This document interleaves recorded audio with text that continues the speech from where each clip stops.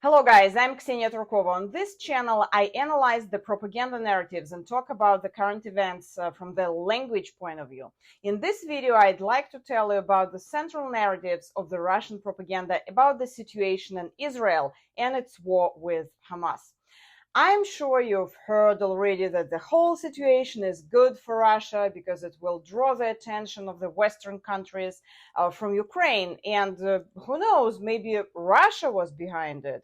There are different versions. I'm not going to discuss them because I am not an expert in that area. However, I can tell you what Russia says about the Israel-Hamas war.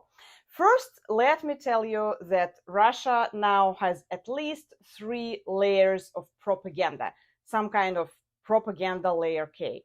And I will talk about each of those layers. So the first one is the official propaganda, official TV channels, official newspapers, official radio stations, and so on. Usually it pushes the same narratives as the Kremlin does. If you want to understand the central narratives of Kremlin, watch the main TV channels. The second layer is represented by the turbo-patriotic Telegram channels. There you could read some things you won't be able to find on TV.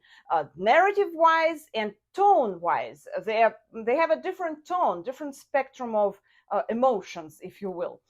Finally, there is a Kremlin troll factory, and it's also a little bit different from TV. So let's start with the official propaganda, with the big channels. I watched some weekly TV shows last weekend hosted by the main Russian propagandists, for example, Vladimir Solovyov. I made some notes about the central narratives, and the next day those narratives were literally repeated by Putin in his first comment about the Israel-Hamas war.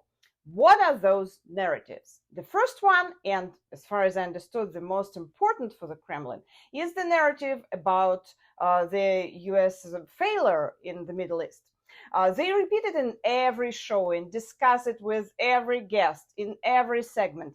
American intelligence showed its weakness. It's a complete failure of the US, specifically Biden's administration. They say that the US removed Russia from the affairs in the Middle East. They wanted to control everything, they mean the United States, and they failed. Had Russia stayed there, the situation wouldn't have gone so far. The second important narrative is about Ukraine, that finally Ukrainians will realize that they're not the only one nation in the world, that the West will help Israel and will forget about Ukraine. Ukraine is shocked. They have fallen out of Twitter trends. It will be hard to beg for the aid, Solovyov said.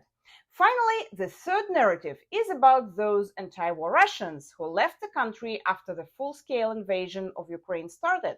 The propagandists are making fun of them. I mean those Russians who left Russia for Israel.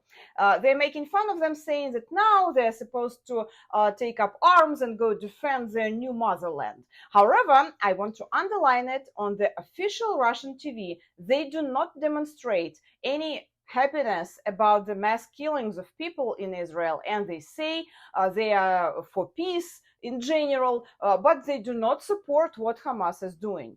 And this is what distinguishes official television from the Telegram channels. Now we are going to the second layer of the propaganda cake. After the attack of Hamas happened, many people were shocked by the comments in the patriotic Russian Telegram channels. They literally wrote, not a shred of pity or sympathy for the dead. That was a quote from one of the channels. Here, one of the bloggers is writing, I'll give Hamas some advice, grab more hostages and tie them to poles around the city. Some other bloggers demonstrated sincere happiness about what happened. On the official TV, they don't want to look that cruel.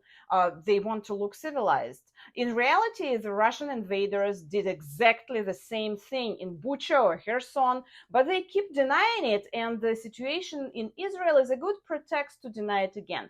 Look at those barbaric terrorists. We do not approve those methods, they want to say. And the third layer, Kremlin troll factories. Here we can find some other narratives. While official Moscow keeps neutral on the escalating conflict in the Middle East, the Kremlin's troll factory is trying to use the escalation for propaganda purposes. The Kremlin bots are writing that Zelensky supported fascists in the conflict.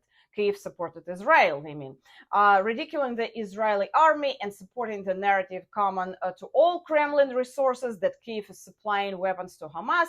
Kremlin bots often promote contradictory messages to confuse audiences into believing that there is no truth and that people will stop looking into the issue.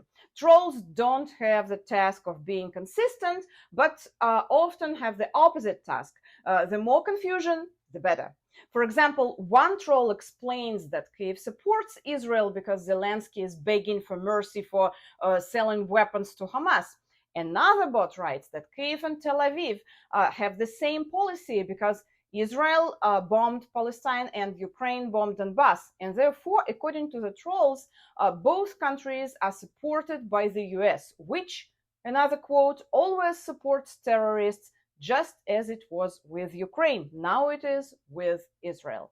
So the picture is quite interesting, and I will continue to study it. Don't forget to like and subscribe.